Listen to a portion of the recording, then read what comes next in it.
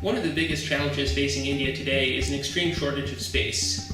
There are over 1.2 billion people living in India today. That's 4 times the population of the United States, but they're living in about 1/4 of the land.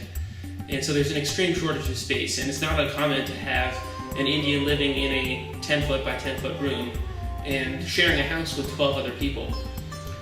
U.S. prisons require 60 square feet of space per prisoner, and 30% of Indians are living in less space than that. So many Indians have resorted to self-storage space to store their belongings. A better way to solve this space crisis is to use existing space more efficiently. If you can take that 10 by 10 foot room and use it for more than one purpose, then you've increased the efficiency of that space. And our product does just that. It combines the purpose of a shelf with the purpose of a table. And multifunction furniture like this is the way of the future in tight-quartered areas.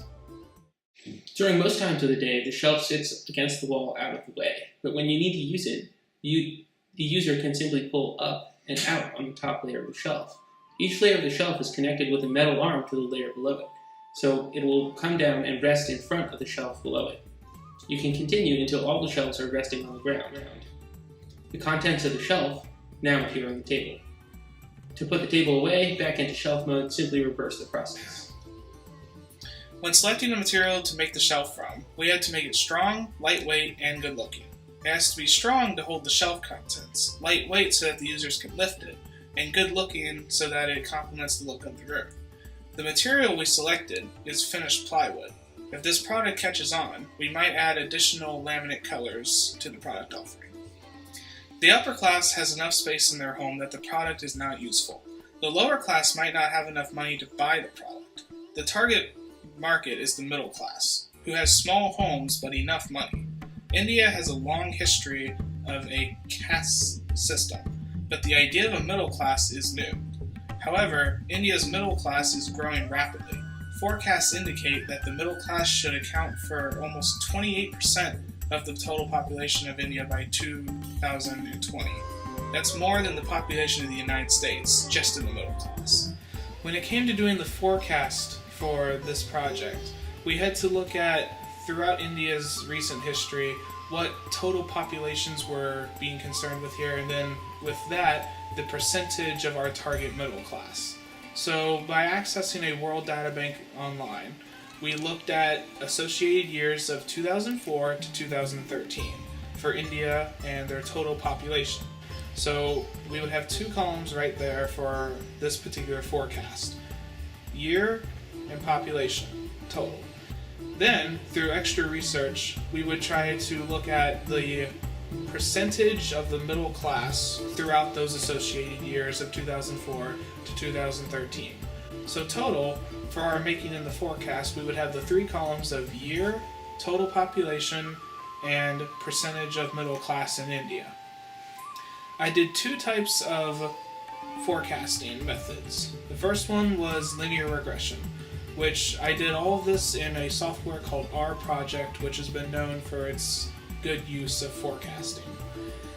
For linear regression, I used the simple code of LM, where I would put in LM and I would compare it to 2 different types of what we're trying to look at. In this case, that would be population versus year for our data. So it would be LM of population versus year, and that's what would give us a coefficient, an intercept, and those kinds of things that are associated with linear regression. And then that is easy to plot, and the plot will show that it is a pretty steady increase for the total population in India.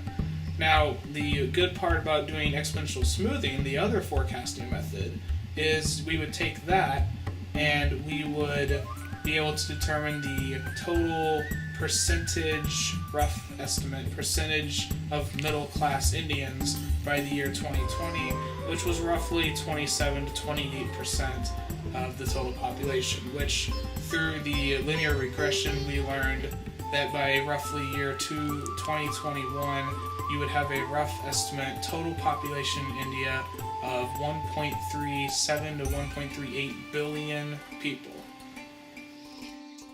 If just 0.5% of the middle class wants to purchase this product, that's 1.7 million customers. Each customer will likely order at least 2 units, since the whole point is to stack them up. The typical configuration involves 3 units. This means that we will need to produce over 5 million units. This demand can be split evenly into 420,000 units per month. Because of this high demand, the products are manufactured in a mass production type environment. An empty cardboard box moves around a U-shaped production line, where each of the parts are added to it. Each of the parts are manufactured along the line moving towards the U, and by the time the box moves to the end of the U, it has all the parts in it. The box is sealed, added to a pallet, and then taken to a warehouse by forklift. The finished plywood is brought in on pallets and stored at the beginning of the assembly line. Each board is moved down one of 5 different conveyors towards a CNC machine to become a top, a middle or back, a left or right side. The CNC machine cuts the boards into shape, drills holes through them, and drills pilot holes. After the CNC machine has drilled the holes, they move down another conveyor towards the U. The raw metal is brought in and fed through a metal pressing machine and stamped into the shape of the arms. And then it is also conveyed towards the U and added to the box. The screws, washers, nuts, and brackets are outsourced and brought in and packaged into a recyclable plastic bag, and then also added into the box on the U. Our quality function deployment chart shows how each customer need is met with a feature of the product. Each customer requirement is given a weight, and each product feature is given a value based on how well it meets that requirement.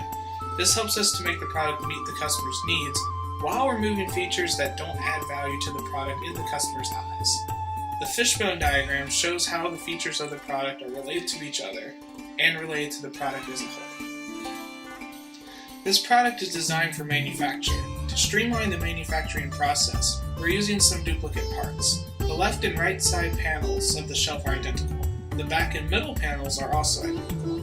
All of the brackets, screws, and arms are identical. This means we need to manufacture fewer parts, so there is a less changeover on the machines, and we can make the parts faster. Due to the high cost of manufacturing hardware in-house, it becomes necessary to outsource this task to a third party unless we are using the items in extreme volume. For example, it is more cost-effective to purchase the nuts, washers, brackets, and screws from a third-party supplier instead of making them ourselves.